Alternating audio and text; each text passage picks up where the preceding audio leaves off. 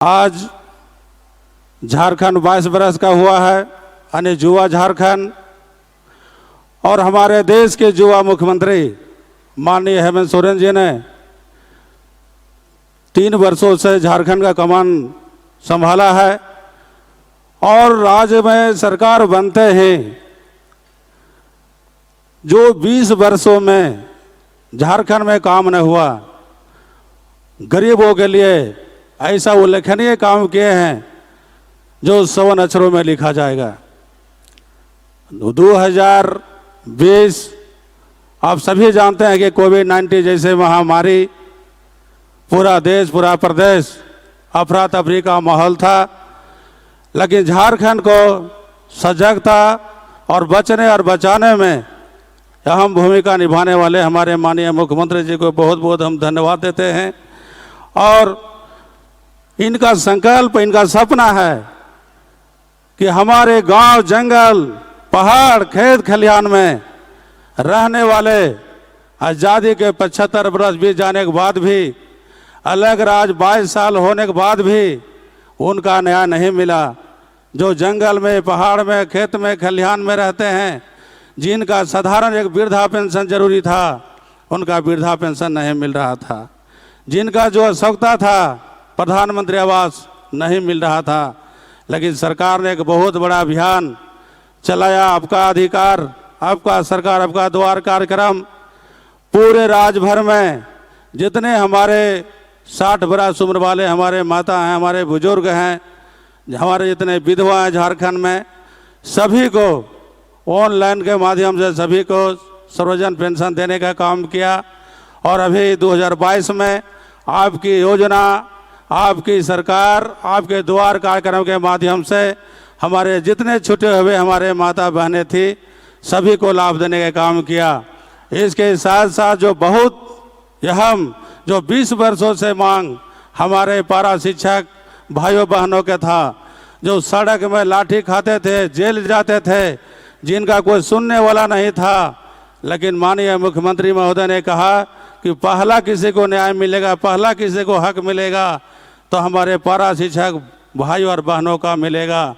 राज्य सरकार ने जो कहा करके दिखाया और सभी को अधिकार देने का काम किया।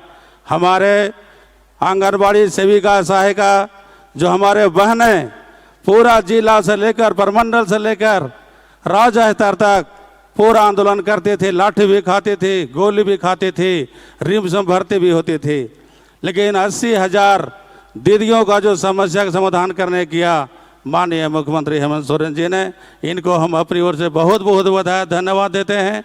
इसके साथ साथ जितने हमारे यहाँ रिक्त पद है, हमारे जेपीएससी 7वीं 8वीं 9वीं 10वीं, जिसको 252 अभ्यर्थियों को, झारखंडियों को पदाधिकारी के रूप में पदस्थापन करने का काम किया।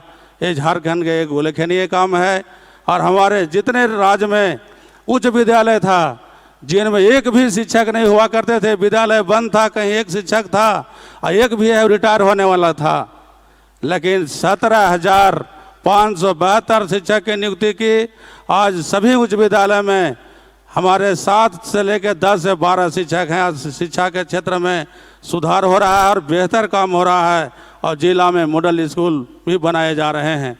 इसके साथ साथ हमारे कई श्रमिक जो हमारा विभाग है, जिनके पास श्रम कार्ड नहीं था, जिनके पास जॉब कार्ड नहीं था, जिनके पास किसान क्रेडिट कार्ड नहीं था, ऑनलाइन के माध्यम से जो आवश्यकता था, जरूरी था, गरीबों को उपलब्ध कराने का काम किया।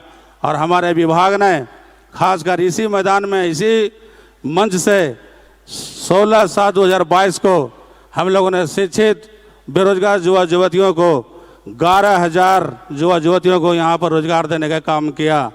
और राज्य सरकार ने नियोजन नीति 2021 जो 75% स्थानीय लोगों को रोजगार से जोड़ना है, सरकार ने एक्ट बनाया है। और हमारे जितने श्रमिक हैं उनके लिए कई योजनाएं हैं, उनके लाभ के लिए, उनके आवश्यकता जो है उनकी पूर्ति के लिए, अगर श्रमिक की जो आवश्यकता है उसके राज्य सरकार कई योजनाएं चलाए जा रहे हैं। उनके लिए हमारे कई श्रमिक भी उनका लाभ उठा रहे हैं। इनके साथ साथ कई योजनाएं हमारे राज्य सरकार ने अभी कृषि विभाग से हो, चाहे पेयजल विभाग से हो, चाहे खेल विभाग से हो, कोई झारखंड में ऐसा विभाग नहीं है जो क्षेत्र में गरीबों के लिए, नौजवानों के लिए, किसानों के लिए काम नहीं कर रहा है। ये हम कह सकते हैं कि जो 20 वर्षों में जो पूर्ववर्ती सरकार नहीं किया, ये सरकार 3 वर्षों ने विकास का मिसाल पेश किया है।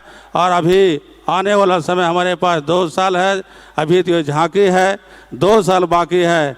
हमारा जो कॉमन मिनिमम प्रोग्राम, जो मैनिफेस्टो था, माननीय मुख्यमंत्री ने पूरा करने का काम किया है। और कोई नहीं सोचा था झारखंड में, किसी को उम्मीद भी नहीं थी कि कभी झारखंड में 1932 का खतियान लागू होगा, कभी ओबीसी को 27% आरक्षण मिलेगा। लेकिन माननीय मुख्यमंत्री जी के हिम्मत और साहस को मैं धन्यवाद देना चाहता हूं कि जो कहते हैं वो करते हैं। और लोगों के आशा और उम्मीद है कि अगर झारखंड का कल्याण हो सकता है और गरीबों का कल्याण हो सकता है, हमारे झुग्गी झोपड़ी और खेत खलिहान में रहने वाले जो लंगे हाल और फटे हाल और भूखे हाल हैं, उनको कोई उद्धार कर सकता है, हमारे माननीय मुख्यमंत्री हेमंत सोरेन ही कर सकते हैं। सभी का आशा और उम्मीद है। चूँकि समय कम है, मैं ज़्यादा नहीं बोलते हुए स्थापना दिवस के शुभ अवसर पर आए हुए सभी अतिथियों का और विभिन्न जिलों से आए हुए सभी भाइयों बहनों का मैं सभी को स्वागत करता हूं, अभिनंदन करता हूं, वंदन करता हूं और जोहार करता हूं।